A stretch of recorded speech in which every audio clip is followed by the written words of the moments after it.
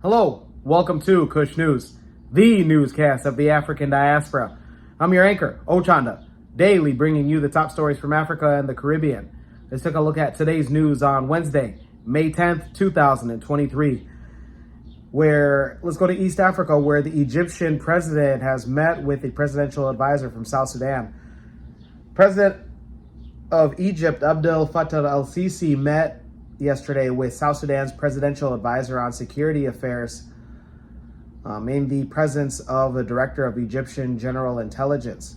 The spokesperson for the presidency stated that the presidential advisor, Tut Getluk, gave the president a letter from his brother, President Salva Kiir, on his ways to strengthen the distinguished bilateral relations between the two fraternal countries. This is in addition to reviewing developments going on in Sudan and consulting on efforts to resolve the crisis in order to safeguard the safety and security of the fraternal Sudanese people. During the meeting, the grave challenges facing Sudan and the humanitarian, security, and political levels have been tackled. Also, the importance of encouraging Sudanese parties to maintain the truce and move towards a comprehensive and lasting ceasefire to allow the delivery of humanitarian assistance and relief. This was a transitional path and political process in a way to preserve the unity and the cohesion of the state and fulfills the aspiration of the Sudanese people and safeguards their supreme interests. Those in Sudan, let us know if you see an end in sight and if you feel compelled and encouraged that your two neighbors, Egypt and South Sudan, are working together to help bring an end to what's going on. Let's go to South Africa, specifically Southern Africa and Namibia. Namibia officially recorded its first digital nomads 5 months after the official launch of the country's digital nomad visa back in October of 2022. The program was launched by the Ministry of Home Affairs, Immigration and Security. With an aim of enhancing economic activity in the country, the first two digital nomad visa applications were approved back in February of this year. The program aims to capitalize on the growing global remote workforce by offering location-independent foreign professionals to a chance to live, work, and experience Namibia for up to 6 months. These digital nomads will contribute towards the country's economy by injecting foreign currency into the ecosystem. The launch of the program had earned Namibia international praise from Cape Town to Germany and as far as Australia. Following the launch, Namibia appeared in over 1,100 social media posts and articles online across the world. Independent workers search for qualities such as fresh air, different culture, and best holiday destination. Well, additionally, it looks like Namibia has that. And this demonstrates Namibia's potential to harness the digital nomad trend and to create new opportunities for local businesses in the tourism and informational and communication technologies sectors. The global shift towards remote work over the past 3 years, and approximately 47 countries have developed digital nomad visa programs. Namibia is one of 5 African countries to offer a digital nomad visa. That's right, Namibia is one of only 5 African countries currently that offer a digital nomad visa. The other 4 are Seychelles, Cape Verde, Rwanda, and Mauritius. The launch of Namibia's digital nomad visa program is a bold and strategic move that positions the country as a prime destination for remote workers from around the world. In order to increase the number of approvals, the program will be rolling marketing campaigns specifically targeted at the digital nomad community. If you have information, if you want more information, we'll have it here below. Those in Namibia, congratulations. And those around the world, especially around the Caribbean and Africa outside of Namibia, if you want to get a chance to get into Namibia's digital nomad program, we'll have the link in the description box below. Let's go to the Caribbean. Air quality across the eastern and southern Caribbean has been reduced due to the presence of the moderate concentration of the dust from the Saharan desert. An alert issued by the Antigua and Barbuda Meteorological Services said that air quality is down to moderate levels.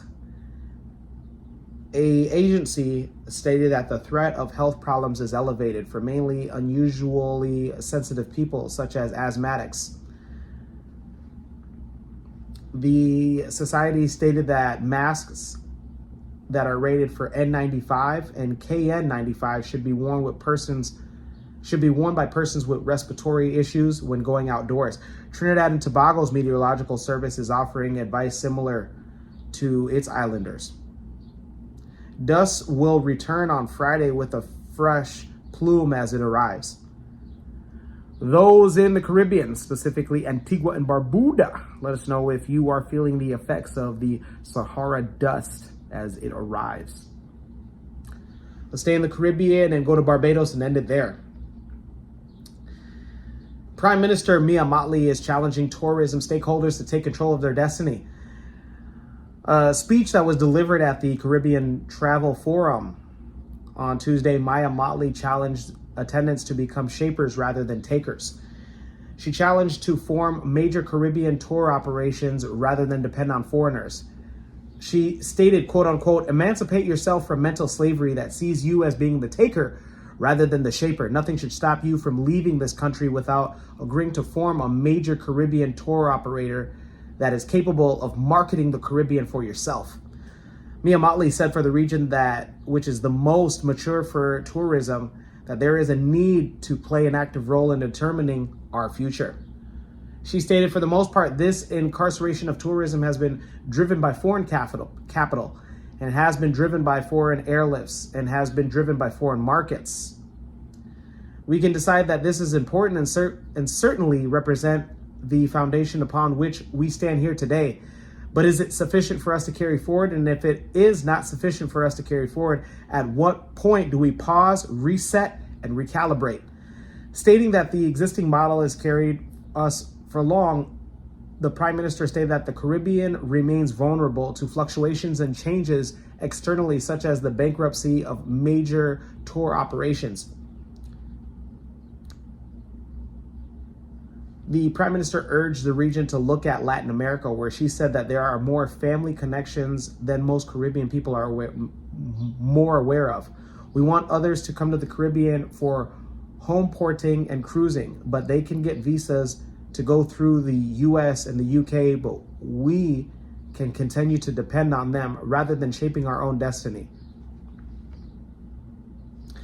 Mia Mottley, the Prime Minister, is an outspoken advocate for climate change also, and she said that cooperation and partnership is needed since most Caribbeans will suffer from high climatic incidents and water shortages, which will affect the service that would be offered to tourists.